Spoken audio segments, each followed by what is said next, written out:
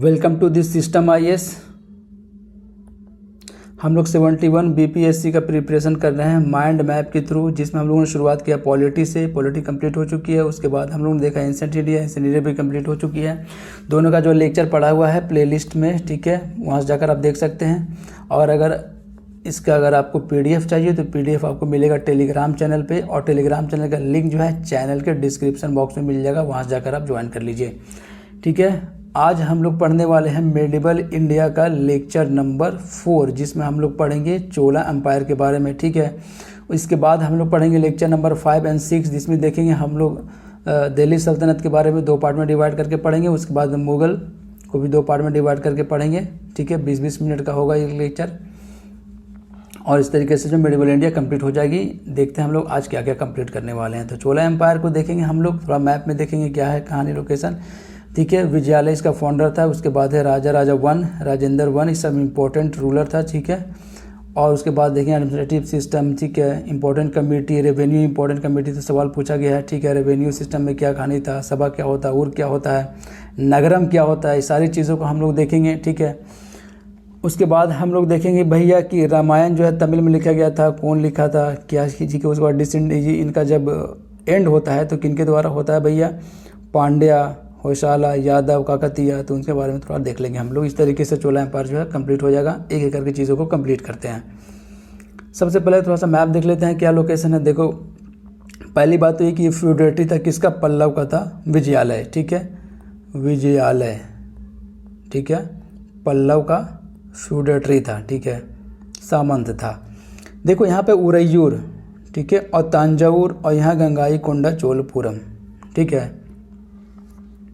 तो तांजावुर कैपिटल था पहले, उरैयूर भी कैपिटल था, दोनों बात है, ठीक है। तो ये है मैप, ठीक है। ये गंगाईकोंडा चोलपुरम वाला एरिया है, ठीक है। इसके बारे में हम लोग देखेंगे डिटेल में। ये तांजावुर और उरैयूर पहले कैपिटल था, उसके बाद तांजावुर कैपिटल है, ठीक है। अगर कैपिटल से सवाल आएगा तो ऑप्शन में दोनों में से कोई एक होगा। आगे चलते हैं कहानी। सबसे पहले देखते हैं हम लोग विजयालय के बारे में पढ़ते हैं। विजयालय थे भाई, ये फ्यूडेटरी था किसका, पल्लव का, फाउंडर ऑफ चोला एम्पायर। एक सवाल तो यहाँ से बनेगा कि विजयालय जो था वो फाउंडर था किसका, चोला एम्पायर का, पॉइंट नंबर 1। पॉइंट नंबर 2 क्या कि he fought with Pandya plus Pallava, दोनों से लड़ता है ये, पांडे से भी लड़ता है प्लस पल्लव से भी लड़ता है। क्यों ये इंपॉर्टेंट है पढ़ाना, इसलिए क्योंकि अभी आपको पता चल जाएगा। लड़ने के बाद इसको हरा देता है, हराने के बाद कॉन्कर्ड तांजावुर को कॉन्कर्ड करता है, conquered Thanjavur region and build Nishumbha Sudani temple, ठीक है। अब तांजावुर को ये लिया अपने कब्जे में, कैपिटल बनाएगा। और कौन सा टेम्पल बनाया ये भैया, निशुंभ सूदनी टेम्पल बनाया गया था इनके द्वारा, ठीक है। अब मेन रूलर के बारे में पढ़ते हैं। तो विजयालय के बारे में क्या इंपॉर्टेंट बात है जो आपको याद रखना है। पहली बात तो याद रखना है कि फाउंडर थे चोला एम्पायर के। दूसरी बात क्या कि भैया तांजावुर को अपने कब्जे में लेते हैं, ठीक है। उसके बाद टेम्पल का निर्माण करवाते हैं जिनका नाम था निशुंभ सूदनी टेम्पल। उसके बाद मेन रूलर जो है कौन कौन वो देखते हैं। सबसे पहले हम लोग पढ़ते हैं राजा 1 के बारे में। ये इंपॉर्टेंट रूलर है, ठीक है, ठीक, इंपॉर्टेंट रूलर है ये, ठीक है। He captured northern part of Ceylon and named this region as Mumuddi Chola Mandalam and adopted title Mumuddi Choladeva, ठीक है। तो ये है कहानी राजा 1 के बारे में। राजा 1 जो है एक कॉन्क्वेस्ट पॉलिसी को अपनाता है, ठीक है, एरिया को अपना विस्तार करना है उसको, पहली बात। दूसरी बात क्या, इसके टाइम में राजा 1 के टाइम में जो अपना नेवी पावर को जो है मजबूत किया जाता है। ये कुछ पॉइंट है जो आपको याद रखना है, ठीक है, ऑटोमेटिक याद रखना है, क्योंकि चोला एम्पायर जो पूरा एरिया जो है, देखो इधर खाली पानी है, तो ऑटोमेटिक नेवी पावर इनका जो है काफ़ी मजबूत था। तो ये याद रखना है कि नेवी पावर इनका काफ़ी मजबूत था, पहली बात। दूसरी बात क्या भैया, कॉन्क्वेस्ट पॉलिसी को अपनाते हैं ये, ठीक है। ये कुछ बातें हैं जो यहाँ पे नहीं लिखा हुआ, लेकिन आपको बातें याद रखना है, ठीक है। उसके बाद क्या याद रखना है आपको कि ये जो अगर सिलोन है, जो मतलब कि जो श्रीलंका, जिसको पहले सिलोन कहा जाता था, तो northern part of the Sri Lanka को वो अपने कब्जे में ले लिए थे। लेकिन इसका जब बेटा आएगा राजेंद्र 1, वो पूरा सिलोन को ही अपने कब्जे में ले लेगा, ठीक है। और उस वक्त का जो राजा था जिसका नाम था महिंदा फर्स्ट, उसकी बीवी को भी अगवा कर लेता है। लेकिन वो सब उतना अंदर जाने की बात नहीं है, सिंपल सी बातें समझते हैं। तो राजा वन क्या करता है, राजा वन क्या करता है कि जो नदन पार्ट है श्रीलंका का उसको अपने कब्जे में लेता है, कैप्चर कर लेता है और उस रीजन का नाम रखता है मुमुदी चोल मंडलम और टाइटल अडॉप्ट करता है। कौन सा टाइटल? मुमुदी चोल देव। ठीक है, ये राजा वन की कहानी है। ये कौन कौन सा टेम्पल बनाया था वो हम लोग देखेंगे, ठीक है, लास्ट में जब पढ़ेंगे एक एक करके चीज़ों को टेम्पल के बारे में और जो है वो क्या क्या आर्किटेक्चर वगैरह था कहानी। उसके बाद है he standardise the collection of taxes because of this known as Ulagalanda Perumal. ठीक है, उल्का लनद पेरूमल इनको कहा गया किसकी वजह से? इस वजह से कि भैया इन्होंने स्टैंडर्डाइज किया किसको? टैक्सेस को। ठीक है, खास इंपॉर्टेंट नहीं है लेकिन याद रखो तो ठीक है, कभी मुसीबत में सवाल आ गया तो बनना चाहिए कि भैया सिस्टम ऑफ जो कलेक्शन ऑफ टैक्सेस था उनको जो है स्टैंडर्डाइज करने का काम किनका था? भैया राजा वन का था, जिसकी वजह से इनको कहा जाता था भैया उल्का लनद पेरूमल। उसके बाद आता है उसका बेटा राजेंद्र वन। ये क्या करता है? पूरा सिलोन को ही अपने कब्जे में ले लेता है भैया। ही अनेक्स श्रीलंका फ्रॉम महिंद 5। ठीक है, महिंद 5 उस वक्त राजा था। ठीक है, इसको डिफीट करके पूरे एरिया को ले लेता है। अब देखो खुद सोचो, अब कॉमन सेंस लगाओ, जब तक नेवी पावर मजबूत नहीं होगा यहाँ तक यहाँ आप कैसे आओगे और कैसे इस पूरे एरिया पे जो है वो कब्जा करोगे। ठीक है, तो ये छूट गया लिखना, यहाँ पे पॉइंट लिख लेना कि नेवी पावर इनका काफ़ी मजबूत था राजा वन के टाइम से ही। ठीक है, उसके बाद Chola empire reach its zenith point in his reign, एकदम शिखर पे पहुँच गया था। ठीक है, चोला एम्पायर किसके रेन में? तो राजेंद्र वन के रेन में। आगे चलते हैं। उसके बाद है ही मार्च टुवार्ड्स नदेन पार्ट। देखो राजेंद्र वन बहुत इंपॉर्टेंट राजा था चोला एम्पायर का, तो he march towards northern part one and cross Ganga. अब देखो ये कहानी है, ये गंगा वाला कहानी है, ये पूरा था चोला एम्पायर का। यहाँ से क्रॉस करके गंगा को भी पार कर जाता है और वहाँ का राजा कौन होता है भैया? महिपाल फर्स्ट, जिसको हराता है। और हराने के बाद ये अपने आप को टाइटल लेता है भैया राजेंद्र वन गंगाई कोंड चोल। ठीक है, गंगाई कोंड चोल अपना टाइटल लेता है। ठीक है, कौन? राजेंद्र वन। ठीक है, Gangaikonda Chola and established a city near mouth of river Kaveri. Kaveri river के पास एक सिटी का निर्माण करता है जिनका नाम क्या था भाई? गंगाई कोंड चोलपुरम। गंगाई कोंड चोलपुरम नामक एक सिटी बनाया जाता है किनके द्वारा? सवाल आता है राजेंद्र वन के द्वारा। ठीक है, in this reign bay of Bengal function as Chola lake. देखो अब इतना बड़ा बे ऑफ बंगाल है यहाँ पे एरिया पूरा, जिसको चोला लेक के जैसा फंक्शन किया जा रहा है। ठीक है, तो ये आता है कि भैया कि चोला एम्पायर के टाइम में एज ए लेक किसको इस्तेमाल किया जाता था? तो बे ऑफ बंगाल को इस्तेमाल किया जाता था। एक क्वेश्चन यहाँ से। गंगाई कोंड चोलपुरम जो है वो किनके द्वारा बनाया गया था? राजेंद्र वन के द्वारा बनाया गया था। गंगाई कोंड चोल जो है टाइटल किनके द्वारा लिया गया था? तो राजेंद्र वन के द्वारा लिया गया था। महिंद वन को जो हराता है, कौन हराता भैया? तो राजेंद्र वन हराता है। ठीक है, ये कब लेता है? जब ये गंगा को क्रॉस करके, ठीक है, महिपाल को हरा देता है। ठीक है, महिपाल है ये। ठीक है, महिपाल। आगे चलते हैं। अब हम लोग देखते हैं यही दो राजा जो है काफ़ी इंपॉर्टेंट है चोला एम्पायर में। अब हम लोग इसका एडमिनिस्ट्रेटिव पार्ट को देखते हैं, हर एक चीज़ को हम लोग पढ़ते हैं। टैक्स के बारे में देखेंगे, फिर उसके बाद रेवेन्यू सिस्टम के बारे में देखेंगे, सभा क्या होता है। ठीक है, उसके बाद हम लोग देखेंगे कि कैसे कैसे कहानी जो है वो ये कौन कौन सा टेम्पल का निर्माण किया गया इन लोगों के द्वारा, और महाभारत रामायण का क्या कहानी है। तो सबसे पहले पढ़ते हैं हम लोग एडमिनिस्ट्रेशन के बारे में। तो Chola empire known for its local self government in their villages all over their empires. Empires का जितना भी बड़ा एरिया था वो सारे एरिया में जो है लोकल सेल्फ गवर्नमेंट काफ़ी बेहतरीन था। ठीक है, पंचायती राज इंस्टीट्यूशन की कहानी है यहाँ पे। तो बीपीएससी में सवाल पूछा गया है कि भैया which of the following dynasty या empire is known for its local self government, तो चोला एम्पायर उसका आंसर था। तो आपको याद क्या रखना है कि Chola empire is famous for local self government, 5 star लगा के लिख लो, ठीक है।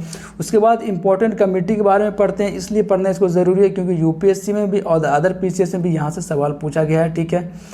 कौन सा सवाल पूछा गया कि भाई ये गार्डन की जो कमेटी थी उनको क्या कहा जाता था, तो थोटावरियम, ठीक है। थोड़ा बहुत गार्डन जो है घर के आसपास लगा देना चाहिए, थोटावरियम, ठीक है। आगे चलते हैं, एक एक करके कमेटी को पढ़ते हैं। टैंक कमेटी, टैंक कमेटी का नाम क्या था, एरीवरियम, एरी मतलब हो गया टैंक और वरियम का मतलब हो गया कमेटी, तो एरीवरियम, ठीक है। सो रेवेन्यू डिपार्टमेंट, तो रेवेन्यू डिपार्टमेंट क्या क्या कहानी है भैया, पुरावुवरी जैनक कलम, ठीक है। पुरावुवरी जैनक कलम, पुरावुवरी जैनक कलम किनको कहा जाता था, रेवेन्यू डिपार्टमेंट को, ठीक है। उसके बाद गार्डन कमेटी, पता है आपको यही सवाल है यूपीएससी में पूछा हुआ है भाई, थोटावरियम। उसके बाद गोल्ड कमेटी, गोल्ड कमेटी को क्या कहा जाता था, पोनवरियम, ठीक है। औने पौने दाम पे गोल्ड को नहीं बेचना चाहिए, गोल्ड और पौन। गार्डन, थोड़ा बहुत गार्डन घर के आसपास लगाना चाहिए, थोटा, ठीक है। उसके बाद रेवेन्यू, सारा रेवेन्यू का जो कलेक्शन था, पूरा का पूरा रेवेन्यू कलेक्शन लगभग कहाँ से आता था एग्रीकल्चर से, ठीक है। Agriculture produce is the main source of the revenue system in Chola empires. उस वक्त जितना भी एम्पायर था सबका जो मेन जो रेवेन्यू का जो कलेक्शन का सिस्टम था वो था भैया एग्रीकल्चर से ही आता था, ठीक है। तो आप पूरा याद रख सकते हो, ठीक है। पूरा का पूरा रेवेन्यू कहाँ से आता है, एग्रीकल्चर से आता है, तो पूरा याद रख सकते हो। इतना ही आपको समझ में आ जाएगा तो वहाँ पे टिक करने में आसानी होगी, ठीक है। थोटावरियम, पोनवरियम, गोल्ड कमेटी, ठीक है। आगे चलते हैं, रेवेन्यू की क्या कहानी है भैया, तो कदमी किनको कहा जाता था, लैंड रेवेन्यू को। देखो कदम नाप के जो है ज़मीन पे चलना है, लैंड पे चलना है, तो कदमी। ये बस एक याद करने का एक तरीका बता रहे हैं आपको, और कुछ भी नहीं है। तो कदमी लैंड रेवेन्यू को कहा जाता था कदमी। वेट्टी कहा जाता था फोर्स्ड लेबर को, ठीक है। जो फोर्स्ड लेबर हुआ करता था उनको कहा जाता था वेट्टी। कदमी कहा जाता था कि इनको लैंड रेवेन्यू को, लैंड रेवेन्यू क्या कहा जाता था, कदमी। बार बार इसलिए दोहरा रहे हैं ताकि आपको याद हो जाए। देखो ये एनसीईआरटी में दिया हुआ है, याद रखना, डायरेक्ट एमसीक्यू बनेगा इससे। सभा किसको कहा जाता था, सभा कहा जाता था भैया उस असेंबली को, उस ऑर्गेनाइजेशन को जहाँ के लैंड ओनर्स जो थे वो ब्राह्मण थे। तो भैया जितने भी ब्राह्मण लैंड ओनर्स थे उन्होंने मिलकर जो ऑर्गेनाइजेशन बनाया उनको क्या कहा गया भैया, सभा। एनसीईआरटी के 6 क्लास के एनसीईआरटी में दिया हुआ, याद रखना आप। उर किसको कहा गया भैया, उर कहा गया असेंबली ऑफ विलेज को where land owners are not Brahmin. और जिसको अगर डिटेल में पढ़ना है तो 6 क्लास की भी हिस्ट्री का पूरा लेक्चर पढ़ा हुआ है इस चैनल पे नहीं, ये तो बीपीएससी के लिए खास करके चैनल है, ठीक है। जो मेरा ओरिजिनल चैनल है यूपीएससी के लिए, ठीक है, सिस्टम आईएएस, ठीक है, उस पर ये पूरा लेक्चर एनसीईआरटी पूरा पढ़ा रहे हैं उसमें, ठीक है। 6 to 12 तक भी सारी एनसीईआरटी को पढ़ाएंगे। 6 क्लास की हिस्ट्री कंप्लीट हो चुकी है, ज्योग्राफी चल रहा है, ज्योग्राफी में भी 3 लेक्चर कंप्लीट हो गया, ठीक है। तो अगर जिसको डिटेल में पढ़ना है तो वहाँ से जाकर पढ़ सकता है भैया। और यहाँ पे एक लाइन में कहानी को हम लोग खत्म करें, रिवीजन कर लें लास्ट टाइम में, ठीक है। Assembly of village where land owners are not Brahmin, ठीक है। तो उर क्या हो गया, उर हो गया भैया जहाँ पे लैंड ओनर्स ब्राह्मण नहीं है उसका असेंबली कहलाया उर, और जहाँ पे लैंड ओनर्स ब्राह्मण है, ठीक है, ठीक है, उसका ऑर्गेनाइजेशन क्या कहलाया, सभा कहलाया। एक है नगरम, तो नगरम कौन कहलाया, ऑर्गेनाइजेशन ऑफ मर्चेंट्स। एनसीईआरटी में डायरेक्ट लिखा हुआ है कि ऑर्गेनाइजेशन ऑफ मर्चेंट्स को क्या कहा जाता था, नगरम कहा जाता था। और वो लैंड ओनर्स जो ब्राह्मण था उसके ऑर्गेनाइजेशन को क्या कहा जाता था, सभा कहा जाता था। और वो लैंड ओनर्स जहाँ पे ब्राह्मण नहीं था उसके ऑर्गेनाइजेशन को क्या कहा जाता था, उसके असेंबली को क्या कहा जाता था भैया, उर कहा जाता था, ठीक है। तो इस तरीके से जो है कहानी है। आगे चलते हैं हम लोग और देखते हैं agriculture is main sources of the revenue. Revenue का जो मेन सोर्सेस था वो एग्रीकल्चर था। हर एक का सेम कहानी है, कोई भी अंपायर आएगा तो भैया यही मारना 100% सही होगा, क्योंकि भैया उस वक्त कुछ था ही नहीं, मैक्सिमम एग्रीकल्चर ही हुआ करता था। तो एग्रीकल्चर जो है मेन सोर्स ऑफ रेवेन्यू था, ठीक है। Varna system was not present at the time of the Chola empire. तो वर्ण सिस्टम की कोई कहानी नहीं था चोला एम्पायर में, ठीक है। उसके बाद देखते हैं कि राजा वन जो है वो ये Kailashnath temple build by the Vijayalaya in Kanchipuram. ठीक है, तो कैलाशनाथ टेम्पल किन के द्वारा बनाया गया था? कांचीपुरम में जो है वो विजयालय के द्वारा बनाया गया था। अब राजा राजा वन जो है 2 टेम्पल को बनाता है। एक है भैया बृहदेश्वर टेम्पल, यही सवाल आएगा बार बार।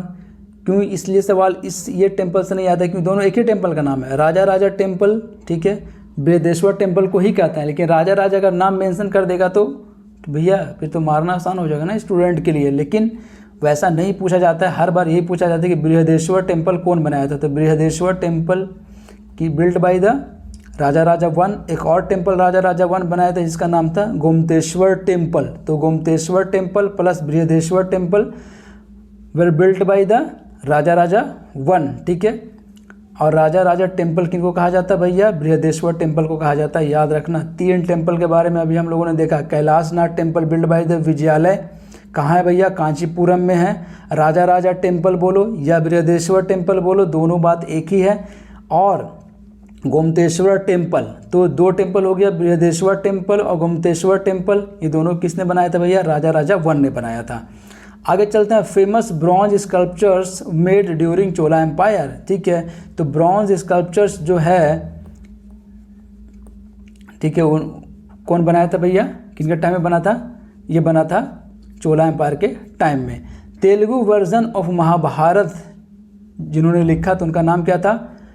नन्नैया। ठीक है, नन्निया, NANNIAH, नन्निया और टिक्काना।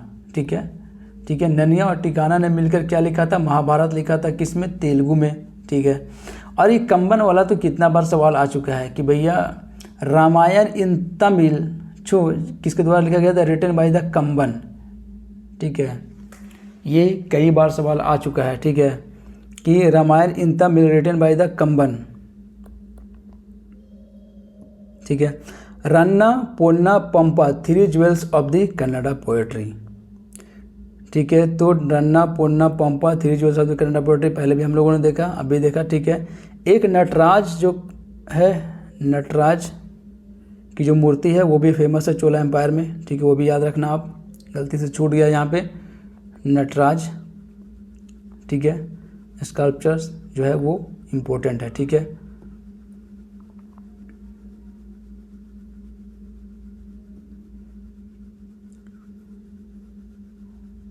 मिलते हैं हम लोग नेक्स्ट लेक्चर में, लेक्चर नंबर 5 में। ठीक है, जिसमें हम लोग पढ़ेंगे दिल्ली सल्तनत के बारे में। ठीक है, और ये था मेडिवल इंडिया का जो है वो लेक्चर नंबर 4, जिसमें हम लोगों ने पढ़ा चोला एम्पायर के बारे में। एक एक चीज़ों को हम लोग आराम से पढ़ रहे हैं। ठीक है, ठीक है, और चीज़ों को जो है वो समझ रहे हैं, याद कर रहे हैं, बार बार एक ही चीज़ को रिपीट कर रहे हैं ताकि आपके दिमाग में जो घुस जाए बातें, एग्ज़ाम तक आपको याद रहे। Best of luck for your exam. आप चैनल को सब्सक्राइब कीजिए, बेल आइकन को आप प्रेस कर लीजिए ताकि जैसे ही न्यू लेक्चर आएगा आपको नोटिफिकेशन मिल जाएगा। आप चैनल को ज़रूर से ज़रूर सब्सक्राइब कीजिए। ठीक है, अगर आपके पास टाइम है तो वीडियो को शेयर कीजिए। आप देख रहे होंगे, ठीक है, माइंड मैप के थ्रू तो कोई पढ़ाता ही नहीं है। ठीक है, पहली बार ऐसे यूट्यूब में हो रहा है कि माइंड मैप के थ्रू जो है पढ़ाया जा रहा है आपको। ठीक है, मिलते हैं हम लोग नेक्स्ट लेक्चर में। Best of luck.